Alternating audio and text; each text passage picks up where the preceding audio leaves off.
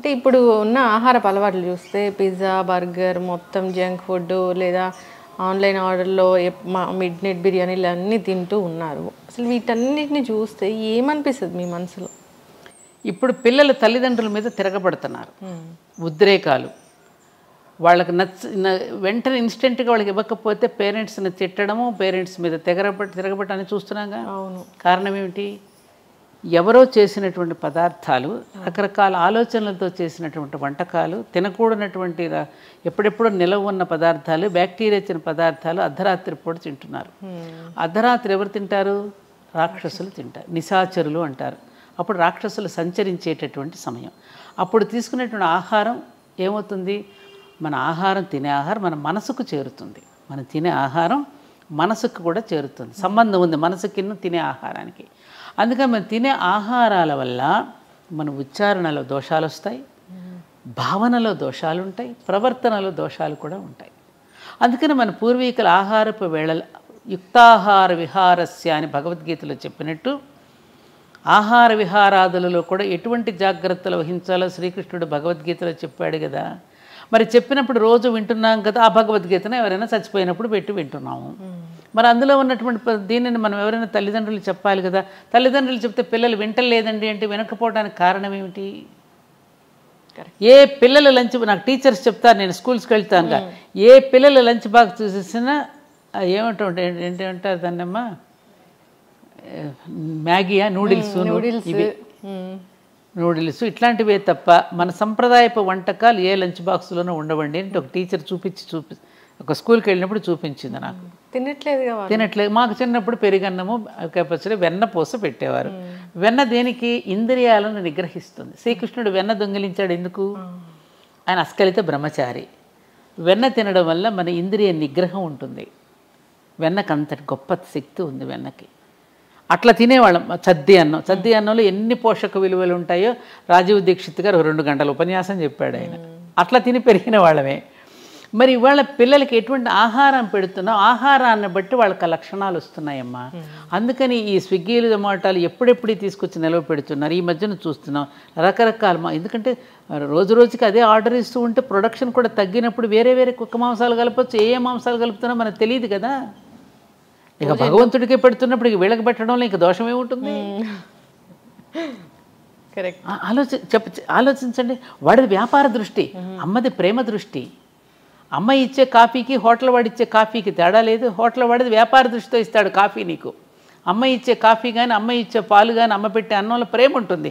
ఆ ప్రేమతో పెట్టిన అన్నం వలన నీకు ఆరోగ్యం ఉంటుంది, నీ ఆలోచనలో కూడా ఉంటుంది. అమ్మ ఏ ఆలోచనలతో వంట చేస్తుందో ఆలోచనలు అన్నంలో కూడా ఉంటాయి. ఇది కథ ఉన్నది మనకి. ఇది సైన్స్ అమ్మా. అందుకనే పిల్లలు నేనదే ఇప్పుడు ఉద్యోగాల కోసం మీరు పోతున్నారు, పిల్లలకి ఎవరు వంట చేసి పెట్టమంటున్నారు. నీకున్న ప్రేమ ఆయాకి ఎందుకు ఉంటుందమ్మా? ఆయా ఎందుకు పెడుతుంది? వాడి నోట్లో పెట్టకుండా తన నోట్లో పెట్టుకుంటుంది. దేనికి సంపాదన? ఎవరి కోసం? ఆ పిల్ల అడిగింది కదా, పని మనిషి మీద, అమ్మ నువ్వు తాళాలు పని మనిషికి ఇచ్చేళ్ళు, బంగారం పని మనిషికి ఇచ్చే, నేను స్కూల్ నుంచి వచ్చేసరికి ఫంక్షన్కి వస్తానంటే తాళాలను బంగారం పని మనిషికి ఎట్లా ఇస్తాను, నీకేం బుద్ధి లేదా అని అడిగితే తల్లిని, మరి అయితే నన్ను ఎందుకు నాయాకి అప్పగిచ్చి వెళ్తున్నావు అంటే ఆ బంగారం కూడా విలువ లేదన్నా నేను. మంచి క్వశ్చన్. అవునా కదా? ఇప్పుడు వాళ్ళు ఆయాలకి ఇస్తున్నారు, రేపు వీళ్ళని ఓల్డేజ్ హోమ్స్లో వేస్తున్నారు. తప్పలేదు కదా. అదే ఇందాకన్నా కర్మఫలం ఉంటుంది. నువ్వు స్కూల్లో కుక్కేసేసి నువ్వు ఎప్పుడైతే ఆయాలకు అప్పచెప్పావో నేను పెద్ద అయినా తీసుకెళ్ళి ఓల్డేజ్ హోమ్లో పెడతారు. తప్పేముంది? వాళ్ళదేం తప్పలేదుగా. అయ్యా ఎందుకు నీకు ఈ గొయ్యి అంటే, తాతకు తీసిన గొయ్య నీకు తీయాలి కదయ్యా. తాత మనోడు సినిమా అనుకుంటా. These are realities. కరెక్ట్. యద్భావం తద్భావం. మనం ఎలా ఉన్నాం వాళ్ళు ఎలా ఉంటారు. కర్మ సిద్ధాంతం. యాక్షన్కి రియాక్షన్ ఉంటుంది కదమ్మా. అందుకని ఉన్నంతలో తృప్తి పడుతూ వీలున్నంత వరకు భర్తలు ఉద్యోగాలు చేస్తూ ఉంటే కోపం వస్తుంది. హౌస్ వైఫ్ అంటే వాళ్ళకి ఒక చిన్న చూపు అనమాట. అందుకని హౌస్ మేకర్ అని చెప్పుకుంటున్నారు. హౌస్ వైఫ్ గృహలక్ష్మి లాంటి గొప్ప ఉద్యోగం ఇంకోటి లేదమ్మా. గృహలక్ష్మి అంటే అంతటి ఉద్యోగం మరొక ఉద్యోగం కాదు. గృహలక్ష్మి కాకుండా నేనేదో బయటకు వెళ్ళిపోతున్న వాళ్ళందరూ కొన్ని వందల మంది వచ్చి కష్టాలు చెప్పుకుంటున్నారు. మరి ఎలా? నీకు తెలియదే ఉంది ఏమ్మా. అందుకని మనం మారదాం. మనం తృప్తిగా బ్రతకగలిగినప్పుడు ఈ ఇబ్బందులు ఉండవు.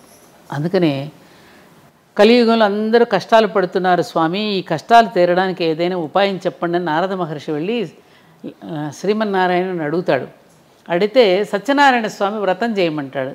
సత్యనారాయణ స్వామి అని వేరేవాడు లేడు కదా, సత్యమే నారాయణ స్వరూపము. అందుకని సత్యవ్రతాన్ని ఆచరించమనవయ్యా, కష్టాలు ఉండవని చెప్పాడు ఆయన. అంటే నిజాలు మాట్లాడాలి. ఏంట సత్యవ్రతం? అందుకని కథలో ఎవరిని పెట్టాడు? ఒక బ్రాహ్మణుడు ఉంటాడు, ఒక వైశ్యుడు ఉంటాడు, ఒక రాజు ఉంటాడు, ఒక కట్టెలు కొట్టుకుని శూద్రుడు. అంటే 4 వర్ణాలు ఇవి, కులం కాదు.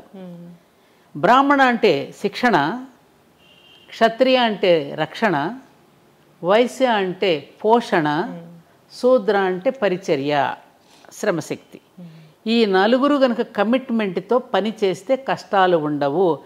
జ్ఞానాన్ని బోధించవలసిన బ్రాహ్మణుడు జ్ఞానాన్ని బోధిస్తూ, సమాజాన్ని రక్షించవలసిన క్షాత్రశక్తి సమాజాన్ని రక్షిస్తూ, ధనాన్ని సమానంగా పంపిణీ చేయవలసిన వైశ్యుడు సమానంగా రేట్లు ఎక్కువ వేయకుండా సమానంగా పంపిణీ చేసేటటువంటి ధనశక్తి, అలాగే తన శరీరంతో శ్రమతో సమాజాన్ని సేవించుకునే శ్రమశక్తి, ఈ 4 భాగాలు సమాజానికి 4 అంగాలు. ఈ 4 భాగాలు కమిట్మెంట్తో సత్యంతో పనిచేస్తే కష్టాలు ఉండవు నాయన, ఈ మాట చెప్పమని దాన్ని వ్రతంగా స్వీకరించమని చెప్పాడు ఆయన. దాన్ని ఏం చేసాం మనం? తీర్థానికి ప్రసాదానికి ముడిపెట్టి, తీర్థం తీసుకోకపోతే పాపం వస్తుందని, ప్రసాదం తీసుకోకపోతే ఓడ మునిగిపోయినట్టు మన కొంప మునిగిపోతుందని, ఇలాంటి కథలు చెప్పి కథకి కొబ్బరికాయ కొట్టి కథకి హారతులు ఇచ్చేసి ఓవర్ యాక్షన్ చేసేసి ఏమ్మా దాని అసలు పదార్థం మర్చిపోయి నేను కొత్తగా గృహప్రవేశం చేసుకుంటున్నావురా, ఈ ఇంటికి వచ్చిన వాళ్ళని ఆదరించడం, గౌరవించడం, వచ్చినటువంటి అతిథ్యాగతులను సేవించుకుంటూ ఎలా ఉండాలో వ్రతం చేయించాడు. కొత్తగా పెళ్ళైన వాళ్ళు కూడా నీ దాంపత్య జీవితం ఇలా ఉండాలమ్మా, దాంపత్య జీవితాన్ని ఇలా చక్కగా నిర్వహించుకోవాలని చెప్పి ఈ 2 వేళల్లో మన సత్యనారాయణ స్వామి వ్రతాన్ని తప్పకుండా ఎందుకు పెట్టారు?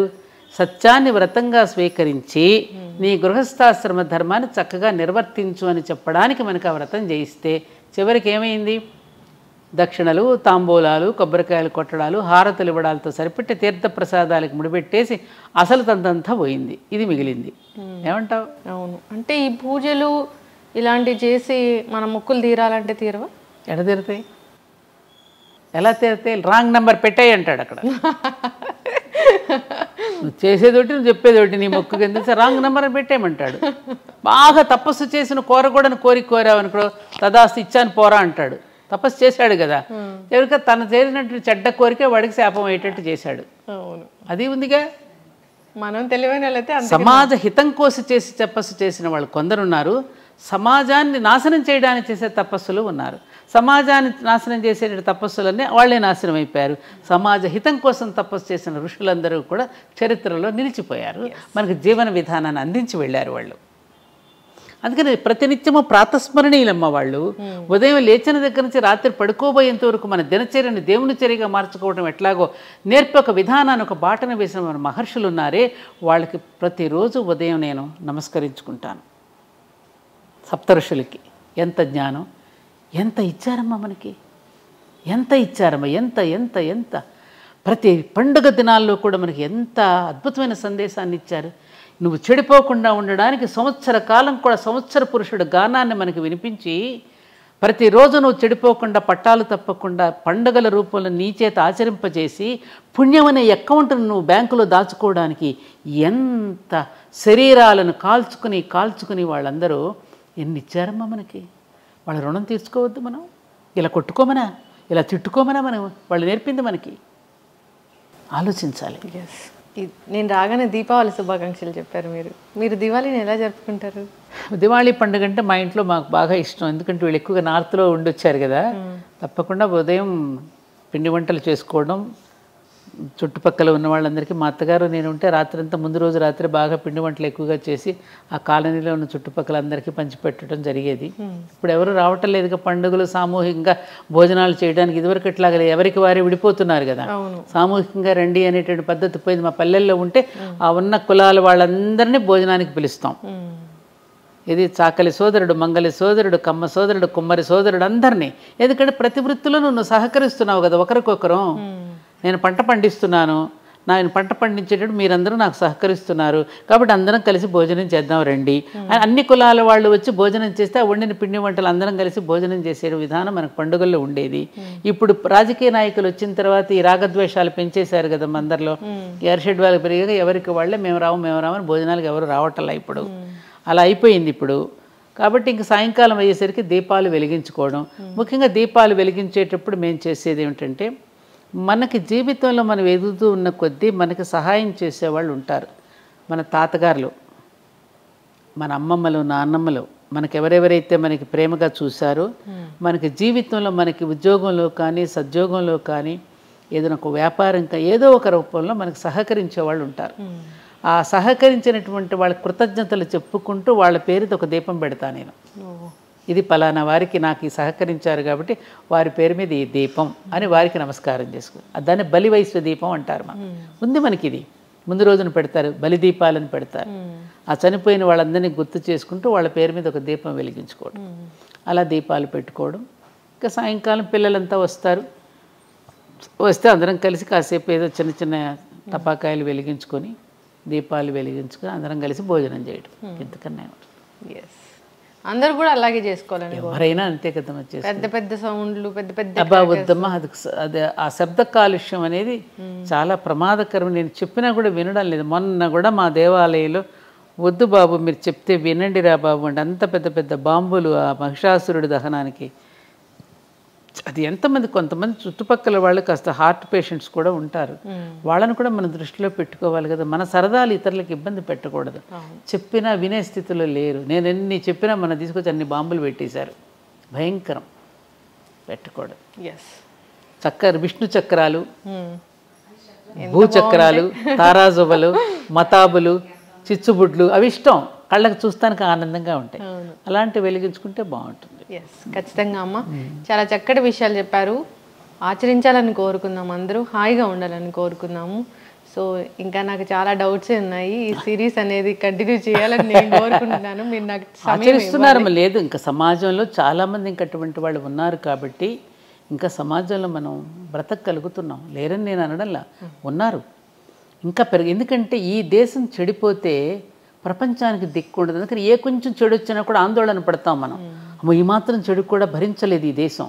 ఇది ఆర్యావర్తనం అనే పుణ్యభూమి. ఆర్యావర్తనం అంటే ఏమిటి? ఆర్యులంటే వేరే ఎవరో కాదు, శ్రేష్ఠులందరూ పుట్టినటువంటి భూమి ఇది.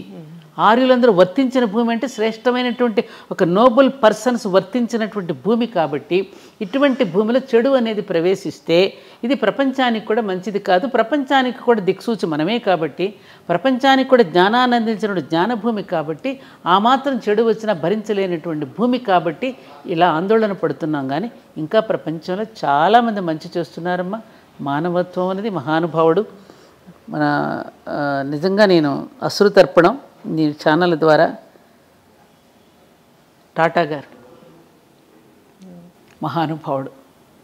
ఈ దేశం పట్ల కృతజ్ఞతతో ఆయన చేసి వెళ్ళినటువంటి మంచి పనులు, ఆయన జీవించిన ఇల్లు కూడా లేకుండా జీవించినటువంటి గొప్ప మహానుభావుడు కూడా మరి మన దేశంలో పుట్టి మనకి ఎంతో చేసినటువంటి జంషెడ్జీ టాటా దగ్గర నుంచి ఇప్పటి ఉన్నటువంటి ఈ టాటా దగ్గర వరకు మనందరం గుర్తుపెట్టుకోవాల్సినటువంటి వ్యక్తులు మన దేశంలో చాలామంది ఉన్నారమ్మా. కలాం గారి దగ్గర నుంచి ఎంతోమంది, వివేకానందుడు, వీళ్ళందరూ పుణ్యులు జన్మించినటువంటి జన్మభూమిలో పుట్టాం, మనం ఉన్నాము. కాబట్టి తప్పకుండా మన దేశం మళ్ళీ ప్రపంచానికి ఆదర్శంగా ఉంటుంది. ఈ తప్పులన్నింటినీ సరిదిద్దుకోవడానికి శక్తివంతమైనటువంటిది అన్నింటికంటే మీడియా. కాబట్టి మళ్ళీ దాన్ని చెడగొట్టినా బాగు చేసినా రెండు మీడియా చేతిలోనే ఉంది. కాబట్టి అటువంటి మీ మాధ్యమాల ద్వారా మంచి విషయాలను ఎక్కువగా ప్రసారం చేస్తూ ఉంటే అందరూ మంచి వైపే తప్పకుండా మళ్ళుతారు. ఖచ్చితంగా అమ్మ, మేము కూడా తూచా తప్పకుండా ఆచరిస్తాము. మంచి I dream it, I dream, నేను కలగంటాను. ఓకే, చక్కటి ఇన్ఫర్మేషన్ మ్యామ్. ధన్యవాదాలు. నమస్కారం లక్ష్మి, చాలా సంతోషం అమ్మా.